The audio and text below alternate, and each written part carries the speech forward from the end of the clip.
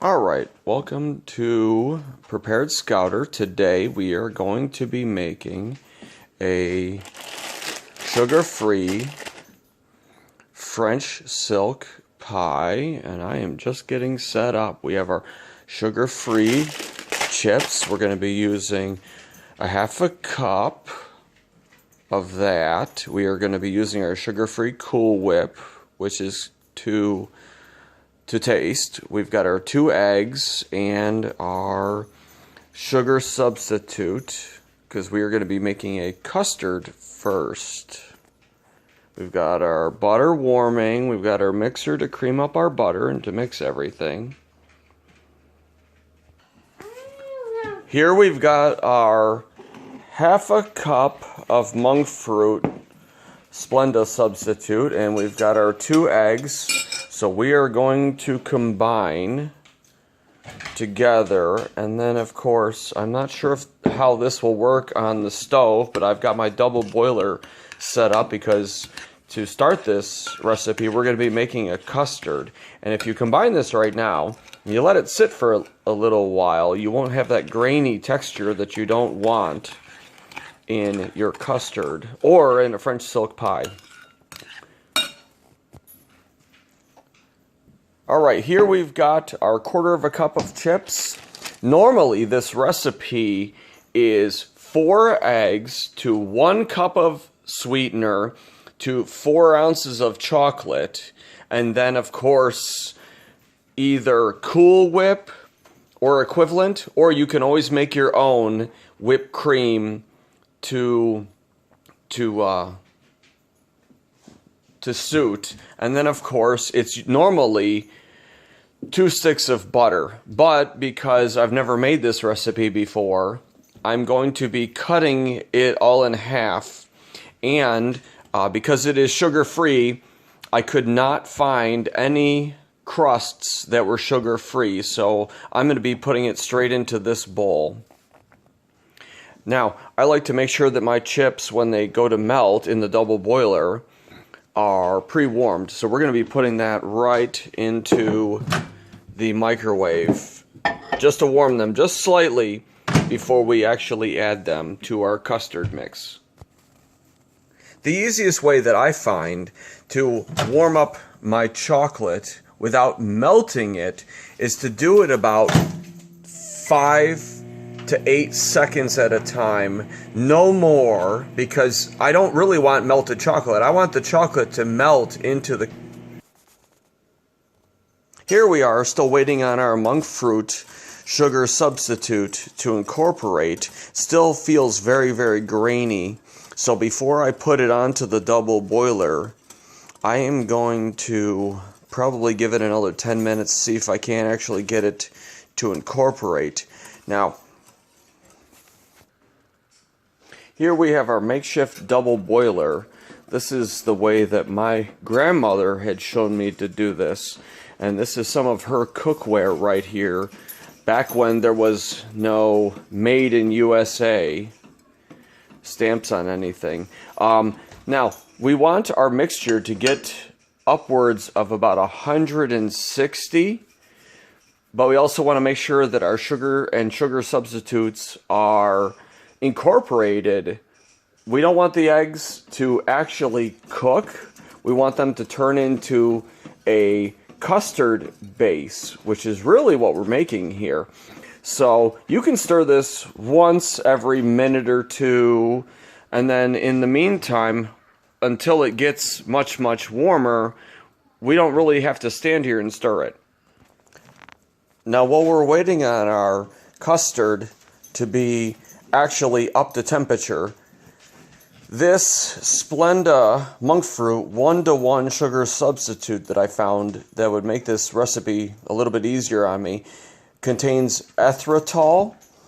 Our Hershey's zero sugar chocolate chips contain myrtol, and the Cool Whip zero sugar here that I have to add as our cream to fluff up our French silk pie custard. This contains aspartame. So be aware of those items if you can have them or not in your CSID diet. Alright, we need to continue to check on our custard base. That monk fruit substitute is incorporating conveniently. Please overlook the dog drinking in the background. Now, we don't want to hurry up this process too much. We do want this to slowly warm for us. So I am ever so slowly increasing the heat load every few moments, because we don't want to cook our eggs. We want to make our custard base, and we are shooting for 160 degrees, and right now we are having just shy of 100. So take your time on this one. This is the majority of the time invested into this CSID approved dessert, is waiting on your custard base. In the meantime, I figured I would fire up the French press and make some salted caramel mocha, no sugar added, coffee strictly only, in my French press here. A thing of beauty. We're just gonna wait for it to seep. Alright, we are back to warming up our chocolate just a little bit. Now, at the same time, I had warmed up the water in here for my French press, so it is pretty warm in the microwave. So I'm just going to abandon the chocolate for right now and see how that shakes out. Alright, we are close to 150 right now on our food thermometer. This is the part where you have to be stirring or whisking constantly, because we don't want our egg mixture to actually seize up and turn into sugared scrambled eggs. But we need to be hitting at least 160, so that way we can be adding our chips in. Pause. We're shooting for 160, so that way we can get our chips incorporated into our French pie, CSID approved, part 2. I'm going to see if I can't splice these together, but if not, I'm sure that I'm just spitting in the wind. Now, we want to make sure that we are continuing to whisk. We are shooting for that magical 160. This is the part where you constantly stir, but at the same time, you have to make sure that your chips are good to go. Please hit the pause button, honey. Alright, we need to check on our chips. They've been setting in the warm microwave. See how they are just starting to melt at the bottom of this? Let me get my frame correct here. Doing this one-handed. Alright, I don't want to be microwaving them much anymore because I'm not sure about the sugar involved here. So we are going to leave them in the microwave and come back over and check on our custard. Now, Preppy Kitchen says that you can use your fingers to test this, but I'm not so sure, because this is a sugar substitute, not a sugared item. So I am going to continue to shoot for using the thermometer. That is my take on the whole thing.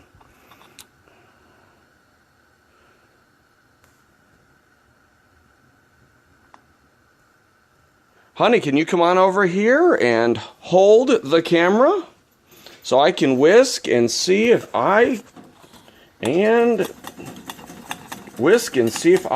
get a good reading at the same time? We need to be trying to hit 160, no more than 160, because that way our eggs are quote-unquote cooked and our custard is done, and then we can mix in our chocolate to our mixture at the same time. I am still just shy of 150. Pause that, please. Come on, record. Pause. For God's sakes. All right, I'm not sure if this is even going to hit 160. So far, I've not been able to get it past 150 or so. By now, making a custard or making a normal French silk pie, I would have easily had 160. And I continue to end up just shy of 150.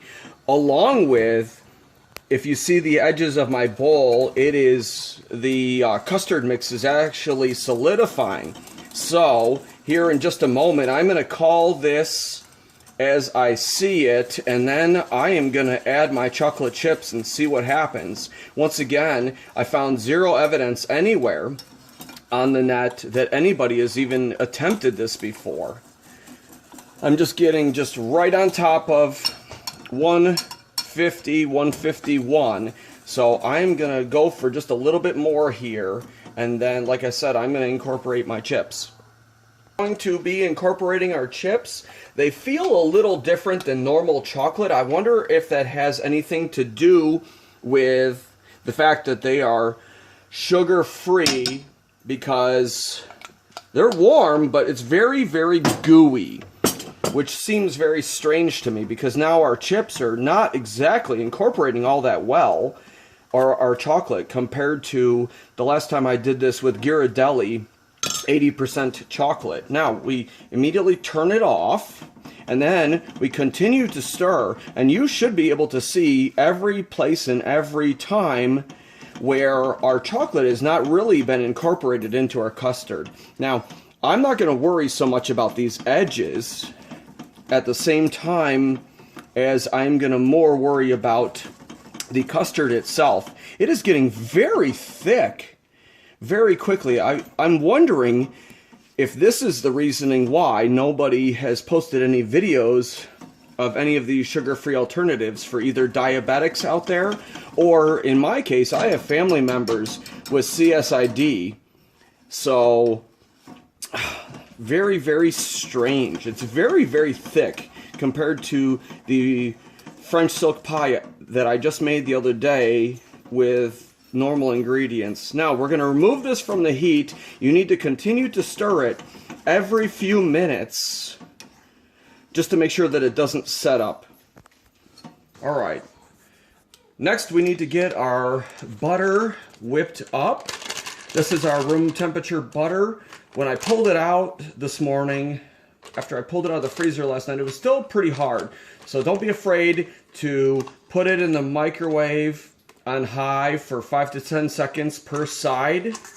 Now we need to make sure that we don't add our steaming hot custard mixture to our butter. We don't want our butter to actually melt. We want them to cream together. So this, we're going to wait until it's somewhere around room temperature.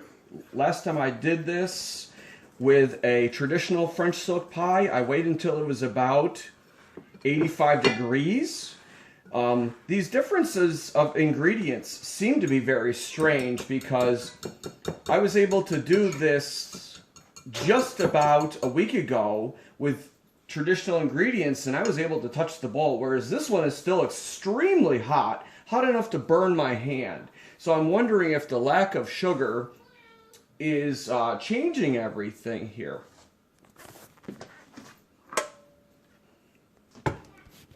All right, we are going to see if our butter will cream up. Oh, I should probably secure the mixing bowl. Now, I'm going to be stopping it right there, taking this off. Don't be afraid to bang it a little bit against the side of the bowl. It doesn't really matter that much. And then putting it back on. There is a lot more of these recipes that I've got, because like I said, I've got some family members that are CSID, and I myself like to avoid sugar as well. So if this works out, then I will be posting it to my Facebook and the CSID groups, along with to my YouTube channel that I have. All right, we're gonna stop that again. Our butter is pretty room temperature and creamed up. When we go to fold all this in, that's when you'll notice all the little specks of chocolate and butter that are not incorporated. All right, at this time, if you wanted to taste test it, which is what I'm gonna do, the consistency feels about right. It is still burning hot though. I wonder if that's the lack of actual sugar in it versus our sugar alternatives. But it is fully cooked at this point in time, so if you wanted to, you could sample it. You can definitely taste a little difference. It is a little grainy, but it is not bad, and I bet it'll pass for a reasonably made French silk pie. Alright, our custard has now turned into a paste-like substance while still being very high above room temperature. It is somewhere around 95 degrees, which means it is still too hot to be adding it to our butter. So if it continues to stay like this, maybe I will add another stick or half a stick of butter to see if I can't get it to thin up. The regular French silk pie that I just recently did not and was not like this mortar-like substance, which is what we have here. Definitely time for the French press. And then we're going to check on our gelatinous goo and see if we can succeed here or not. Because this is supposed to be a liquid, but as you can see, it is a paste. So we're going to hope that we can even make an attempt here at succeeding or not.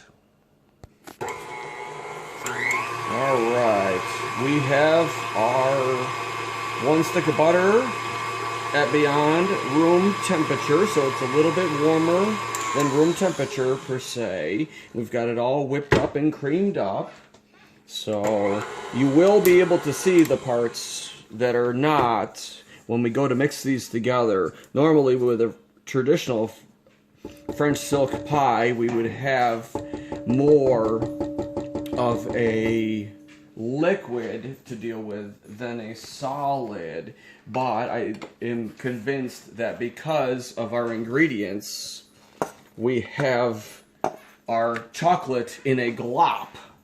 So I'm not putting an awful lot of chance of success here on the table, but that doesn't mean that we still can't pull it off somehow in here if we can get the two of them incorporated per se.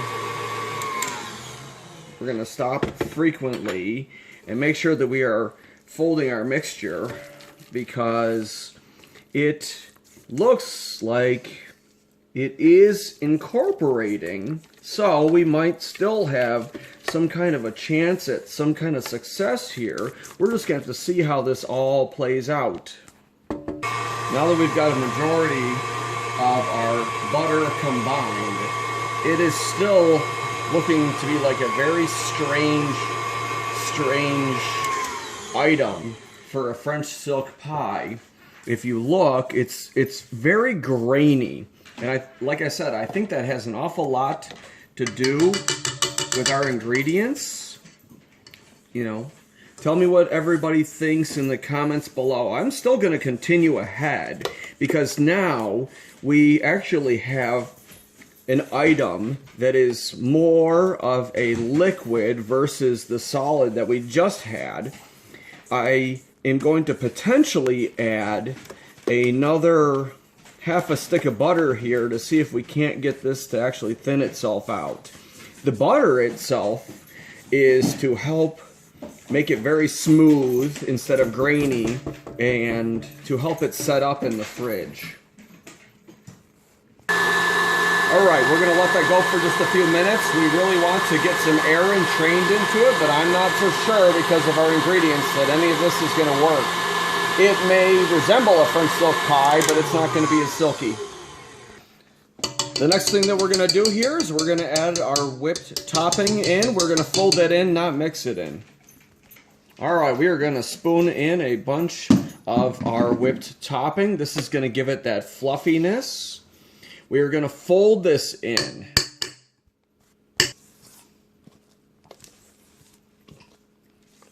Alright, we are getting somewhere here. It looks like this actually might turn out to be some kind of a success here. Alright, I am folding in my no sugar added Cool Whip. Continue to do this. You don't want to actually mix it because we want all of that air to stay in there instead of fluff it out. Alright, here we have our final mixture. I used more than a half of a tub of that Cool Whip. I was somewhere around 3/4 of it.